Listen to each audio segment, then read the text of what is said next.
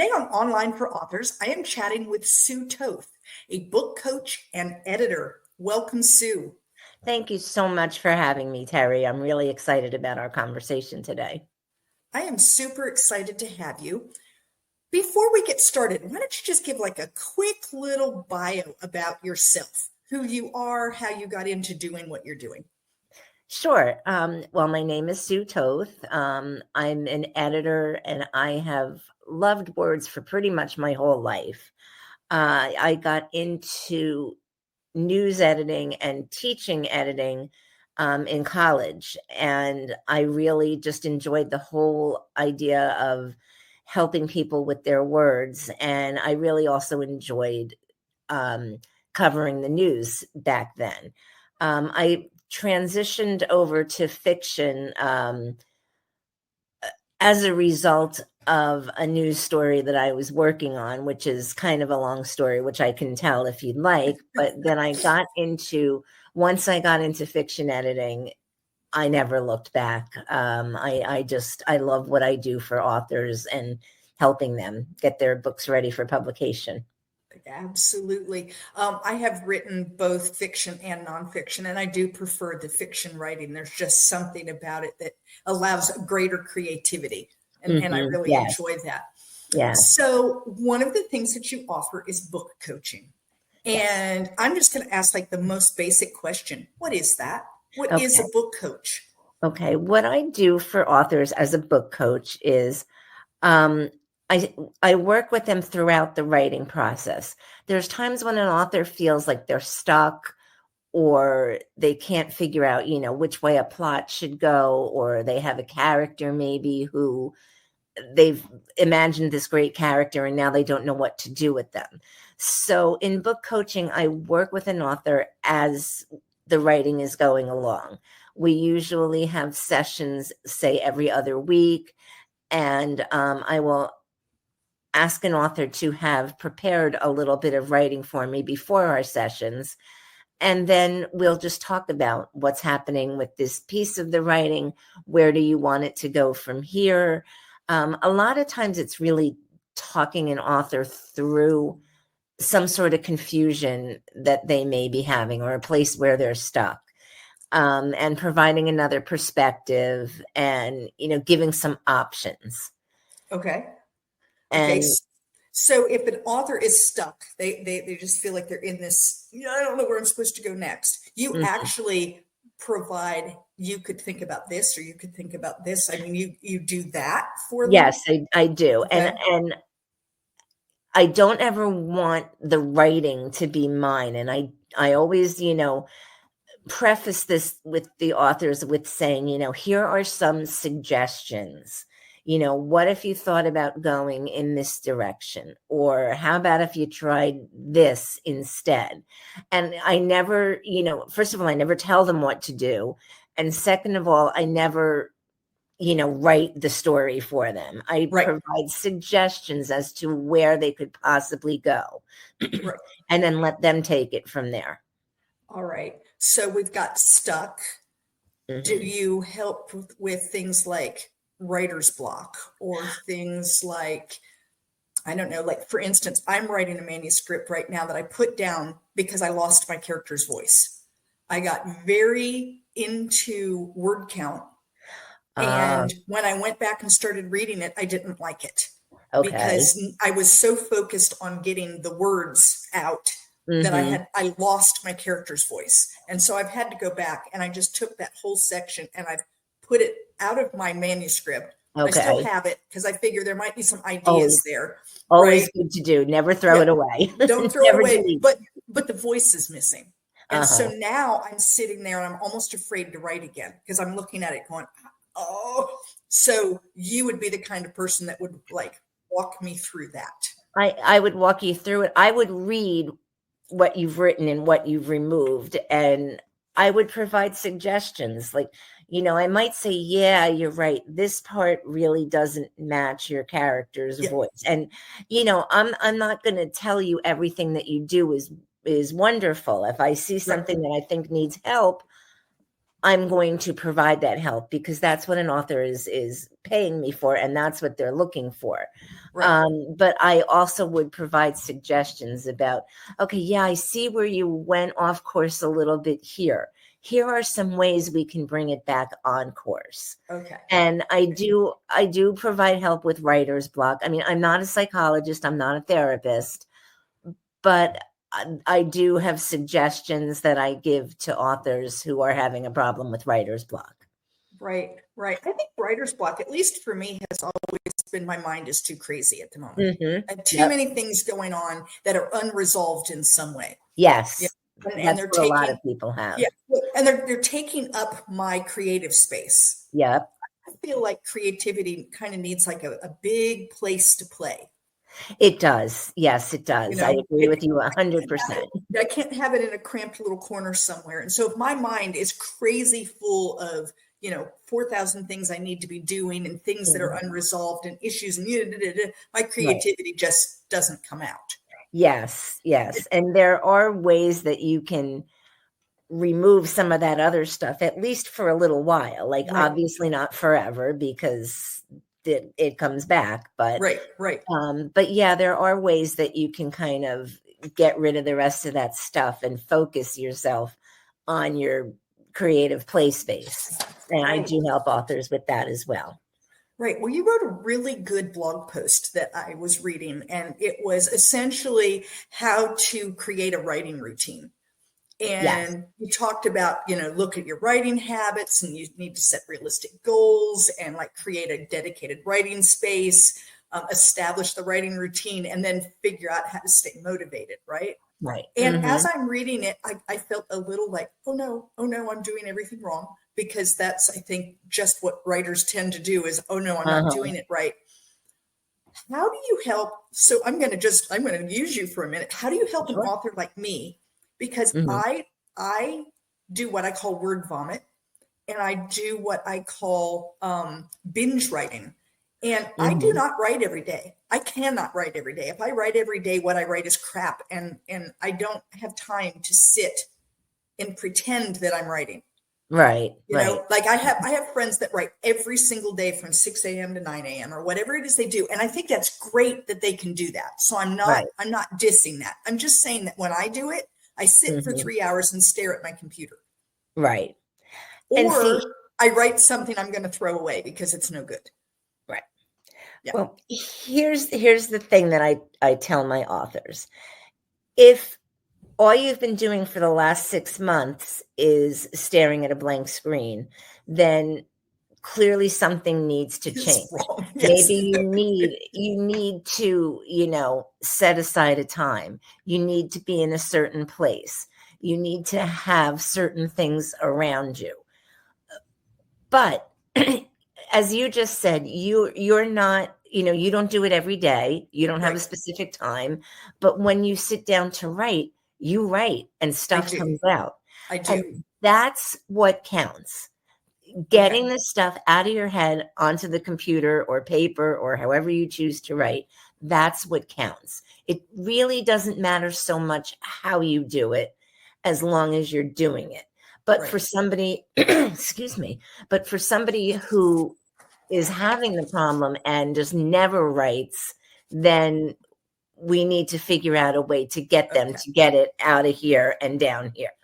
I tend to look at like longer goals. Like I'll say this month, I would like to see myself get whatever done, because I might do that in 2 days. Right. But it will be 2 full days of writing where I do nothing else and no one sees me all day because I have holed up in my office and I've written for 10 hours a day for 2 days. And now it's all out of my system. Which is great. And see, many authors that I work with can't do that because they have jobs or young kids or whatever. So I just try and meet the author where they are and help them figure out a way to get stuff down on paper. If it's dictating into your phone while you're taking a walk or, dictating into your phone while you're rocking the baby to sleep, whatever works. Right. That's my point is that if they really feel that they want to write and they have that book in them, I want to help them get it out, no matter what method we choose to do Right. that. There's really no wrong way to do it. Well, and I am learning that. It is, so my first book was just published 3 years ago. And so I still have a lot of the imposter syndrome going on, just waiting for the words to stop where I just don't have anymore. In fact, after I wrote my first book, I thought, well, what if I can never write another? What if that was my one hit wonder and I never can do this again? Yes. I'm getting past that, but I still have a little bit of fear that I'm not doing it right. You go to these conventions and you go to these workshops and you have someone who's relatively famous or someone who is doing well with their writing, and they stand up there and they give you the 5 things you must do as an author, right? And I do none of them. And I think the point of it is, who's to say what's right and what's wrong? If you're getting words out onto paper, you're doing it right.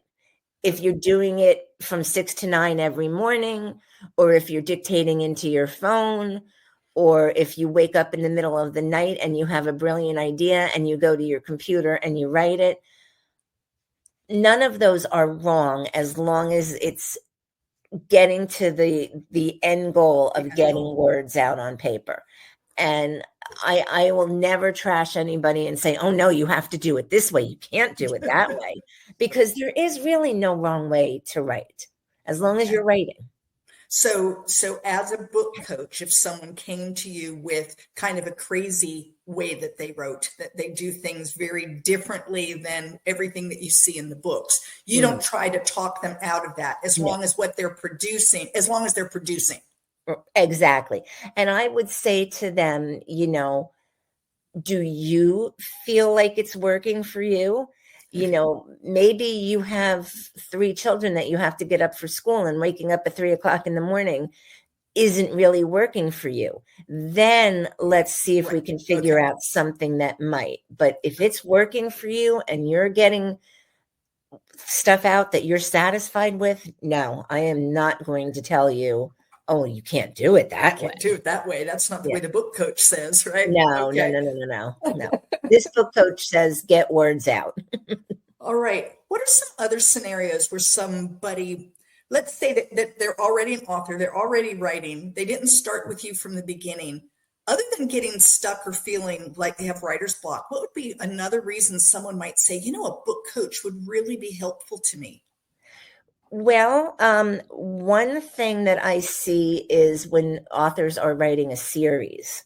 And this may not be coaching as much as it is going back and looking at the old books and helping them with consistency, and, making sure that, if the little town that they're talking about was on the north side of Chicago, did it suddenly move to the south side in book 2? Right. Because those are the things that readers are going to pick up on. So oftentimes a series writer will need something like that, and that's maybe not as much coaching as it is writing a series Bible, or just really helping with the continuity and the flow. So that's another thing that I help with. Sometimes people get stuck on a character. I developed this character and I really love her, but now I don't know what to do with her. She doesn't really fit the rest of the story, but I don't want to kill my darlings, as the saying goes. And so sometimes I may gently say, well, you don't have to kill her, but perhaps she needs to be pulled out of this story and used somewhere else in a future story. I think I sometimes help authors see what they know, but they're not quite ready to accept. Right. And I do it in the most gentle way possible, because I don't want to hurt an author's feelings, and I don't want to hurt the character's feelings either. They may come back to haunt me. If they're like my characters, they might, because my characters are very much alive in my head. So, but those are the kinds of things that I provide an outside perspective while the book is going on. And I think that for some authors, that's very, very helpful. I think that it can be helpful because what happens when you get to the end, if you've already written everything, if nobody has helped you along the way or talked to you at all, you could very easily have big holes and big issues that you're going to have to fix if the book's going forward. And maybe it's easier to do along the way than it might be to wait until the end and come back.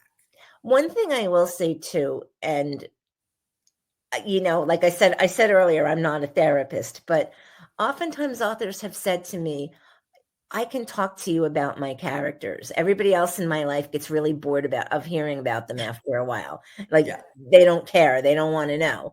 They're just fictional. Why are we talking about them? Right. But that's what I'm here for, is to talk about them and to help you place them in the right places and move in the right directions. So that maybe that is quote unquote therapy. I don't know, but it's character therapy. It's character therapy. Right. Right. Well, and I think that, as authors, we have these characters, or at least I do. They live in my head. Yes, they do. Talk to me. I know what they eat for breakfast, even if I never write it down in a book. Like, I just know these characters. Yeah. And you're right. Other people are like, oh, great. We're talking about that fictional character again. So to have someone that is invested in some way. Yes. In this character of yours is probably a good, it's a nice sounding wall where you can say, well, what do you think? You've read these chapters so far. Would she really do this? Right. Exactly. Exactly. Could she do this? Yeah. And that's why I'm there. That's exactly what I'm there for. So that's people, my authors need to feel free to come to me and say, look, she did this and I don't know if I like it, should she be doing this, or would she really do this? And, I feel like it helps them. Yeah. And I love it because I just love to get into characters and settings. It's just what I've done my whole career pretty much. So I really like it. Another thing that I read on your website that you offer is a manuscript critique. Mm-hmm. So what is that, and how is it different from beta readers or a developmental edit? Well, it's beta readers are generally people's friends. They may do it for free. A manuscript critique is a little bit higher level. Like if I'm doing a developmental edit, I'm going to say, okay, I didn't like this, and here's why, and here's what I think you should do to fix it. With a manuscript critique, I'm going to tell you what I liked and what I didn't like, but I'm not necessarily going to be giving you all sorts of suggestions on how to fix something. Okay, so a critique is like above a beta read and below a developmental edit. Right. It's kind of there in the middle. Pretty much, yeah.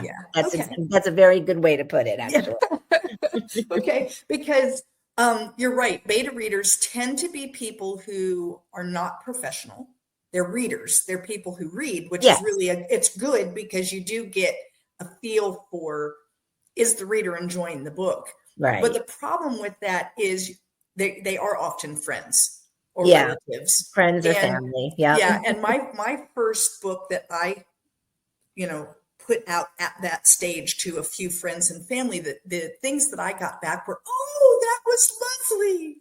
Yes, and that's isn't that nice? Friends and family that's not helpful. No, they're not going to be, and they may not be completely honest for not for because they're liars or anything like that, but because they don't want to hurt your feelings. Right. Exactly. Right. So, it's great to have them, like they might find a silly error, like you spelled somebody's name wrong or something.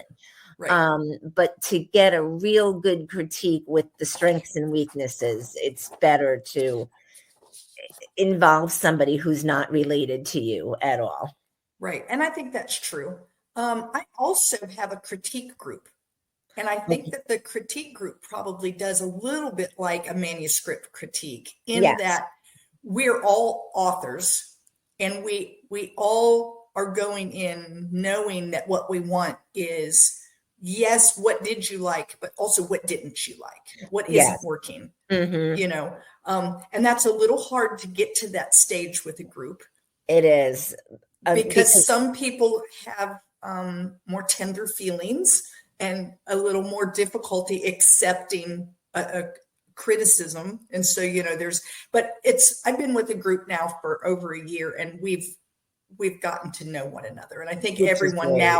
everyone now understands that when you say, I don't know that this is working, that you're not saying your book stinks and you should stop being an author. What you're saying is this little section here just felt flat or didn't Right. really go with the character, Or isn't really advancing the story or yes, something like yes, that. or we seem to Yeah. be, which is what I do. I wander in the woods. That's what my editors always tell me is, Terry, we wandered in the woods again. It's like, I know. Yeah. And it's hard because you don't necessarily want to cut those scenes because they could be really good scenes. Right. But if they aren't advancing the story, the problem then becomes that the reader may lose interest. Right. And that's the Right. last thing you want to have That's the happen. last thing you want. And even if it's a good scene, if it didn't do anything, you either Right. have to make it do something. Right. Can you change it up to make it do something? Can you add it somewhere else where it Put doesn't it feel like you've move. been Yeah. wandering so long? Can you Yeah. turn it into dialogue? I've done that before. Yes. That's always good. Uh-huh. Yeah. Yeah. There are a lot of little tricks and then sometimes it's just, you have to cut it. Sometimes you do. You just And have to get rid of it. we always look at that as a last resort. Right. And I'll tell you a story here. Yeah. I had an author that I worked with. He was a retired airline pilot, and he was writing a book about the hijacking of a plane. Mhm. Which, you know, what better subject for Right. an airline pilot to write about? It was supposed to be a thriller. Well, the plane didn't even take off until about chapter 11 of the book. Oh, yes. We Yeah. heard too much in the front. Well, and the Yep. problem was what he did was use a lot of technical stuff about the things that happen to a plane before it takes off, like all the stuff that passengers Right. never Never see see. and don't know Right. anything about. And he's like, well, but I thought my education in this would be really helpful. And I said, it's very impressive, but no one's going to wait till chapter 11 for the plane to even take off from the hangar. Exactly. Never mind get hijacked. We have to speed this up. And he ended up cutting about 25,000 words. So Yeah.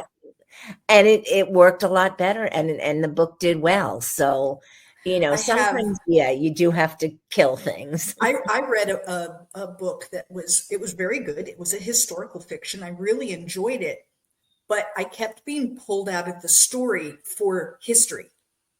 Instead of in putting the history in it. I felt like I was reading a historical fiction and a textbook. Oh, yeah. And that we were going back and forth between them. And it was like, ooh, if this would, and so much of the information was really good and valuable. It just needed to be put in where it didn't feel like woven into the story. Stopping the story now to tell you about the bunkers that were, you know. Yeah. Yeah. Yeah. Exactly. And so as a book coach, you would have said to this author, hey, this is great information. Let's find a way to put it into the story. Like, you know, Joseph had a hard time sleeping on the bunkers that were, you know, right. Something like that. Right. Yeah, no, you don't just talk about the beds and the bunkers and you know, you find your way for your character to be involved with them. And if you can't, then that information probably isn't necessary for the book. Right. Because I know I love research. And I can go down rabbit holes and come up with so much research. And 90% of it never goes into a book that I write because I laugh not at you, but the fact that every author loves research and can go down rabbit hole after rabbit hole. Yeah. It first can keep you from writing because you can get so lost in that rabbit hole that you just spent all your time researching. And then you have so much and you feel this need to put it all in the book, and you have to just say, okay, I can't make my character interact with this. So no, don't need that. You know, you have to find those salient points and put and everything else is just good for you to know. Mm-hmm. And that's where an editor or book coach Yes. comes into the picture, Right. because I can say, the fact that this machine had to be at a certain number of PSIs before the plane takes off doesn't really matter to the story, and your readers aren't really going to care.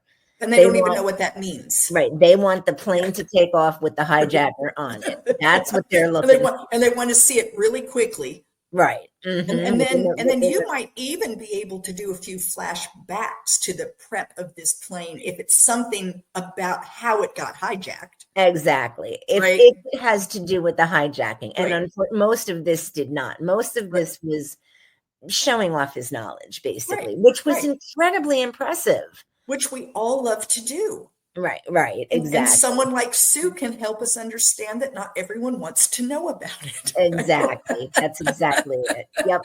You hit the nail right on the head. Right, right. Well, Sue, do you have any other tips or things that you would like authors to know? Um,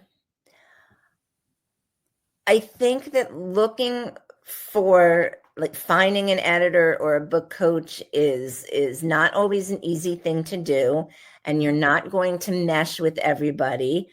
And you do need to interview people, and you need to, make sure you click with the person Right, that you're right, working with.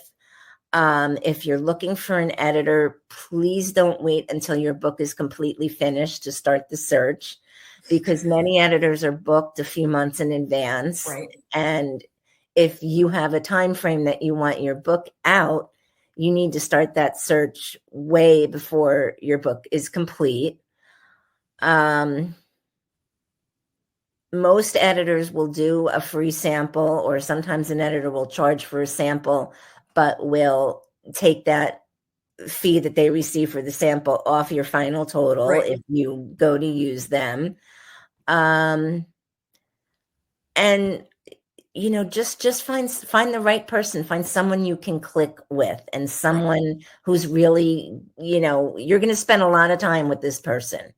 So you want to really You don't want to dread it every time you get on the phone exactly, or you get on a Zoom call. You don't want to go, oh, I have to speak with my editor. because the point of editing is not, and this is really important. The point of editing is not to tear your story apart and to change it and to make it something that you don't recognize. That is absolutely not the point of editing. Your editor should be your ally in the publishing process, someone who really wants to see your book succeed, not somebody who's going to tear it apart. That's not what we want to do. And if you find somebody who's doing that, then you may not have the right editor for your project. But please, I beg of authors, to get that notion of an editor out of your head, because we don't want to tear you apart. We want to help you. Right, right. I feel like an editor helps me produce the best version of my book. Yes. Like I turn it into them and they come back with a few ideas and I think, wow, that is really going to make a difference in this book. And thank you so much for because as the author, I can't see it. I'm too intimately involved in it. Right. Yeah. And I will say, you may get something back from your editor that you're not particularly happy with, and you may be a little annoyed. Give yourself some time to think about it. Yes. Generally, we really feel that what we're saying is going to help you. Now, but having said all of that, in the end, the book belongs to you, the author. So what we editors say are suggestions. They are not edicts. We are not saying you must do this. We are making suggestions. And if you don't feel that the suggestion is something that you want to take on, then it's fine that you don't. Right. I tell people that when you get an editor, you should be listening to 85 to 90% of what they say. Mm-hmm. And if you're not, there's either a problem with your editor because you're not clicking, or you need to maybe take a deep breath and eat a little humble pie and see if you Uh-huh. can figure out, um, but that there is room to say, I don't agree with that. There That's is. gonna that's going to Absolutely. change. That's going to change my character too much. Right. I actually, interesting story about this. I had a person that I worked with, and I read a sample for her and I gave my opinions on the sample. And she came back to me and she said, I just don't agree with this. You're the third editor who said it, and I just don't agree with it. And I'm thinking to myself, well, if I'm the third editor who said it, there might be There might be, something right. to it. And I tell people, editors know their jobs. They're an editor for a reason. If We you do. have a good one, they know what they're doing. And therefore, it really does make sense to listen to that advice. Mm-hmm. And it's also okay to say, I don't quite agree. For instance, I had a character that was foreign. She was learning to speak English. She was making some mistakes. And my editor said, don't put that in there. She sounds stupid. So I went back and read it. I changed it slightly. I made sure that I wasn't overdoing it, but I felt it was very important. It was very important to her character to be Yes, having trouble with English. And the absolutely. only way that I could show it was by her making these mistakes. So I made Mm-hmm. sure that I wasn't overdoing it. Right. But I came back and said, I feel very, very, and I've heard from readers who like that part of the book. And so I There feel you like I go. knew the character well enough. Mm-hmm. But there were many other suggestions that it was like, oh, you're right. You're right. And you have to be able to do that. So Yeah, and that's what makes a good relationship between an yeah, author and an editor, is when you can have that back and forth and, not get mad or upset, right, or, an editor should never, ever, ever, ever say, you have to do this. right, Never. right. Um, an editor should make suggestions. And that's what I always do. So Fantastic. that's one thing I think is really important for authors to know. Absolutely. Absolutely. Well, Sue, if someone wanted to get up with you to talk with you about your book coaching or being an editor, how do they do that? Well, you can go on my website, which is SueToth.com. Pretty easy to remember. My website tells a lot about me, and it also has a contact me page as one of the pages, so you can contact me through there. Super. I'm also on LinkedIn as Sue Toth, and I do have a Facebook page, Sue Toth Editing Services. So, Fantastic. but yeah, I think my website, SueToth.com, is really the easiest way The to get. easiest place. And hey, guys, I'll have all of those links in the show notes so it'll be easy for you to find. Sue, thank you so much for this conversation today. I know it has helped many authors understand, first of all, what a book coach is and why it is they need to run right out and hire one. Well, thank you, Terry. It was really great chatting with you too. And, I really enjoyed myself. I did too. Thank you. Thank you for listening to Online for Authors, where I, Terry M. Brown, author of character-driven fiction and host of the podcast, introduce readers to characters they'd love to invite to lunch. Tune in next Tuesday for another podcast episode.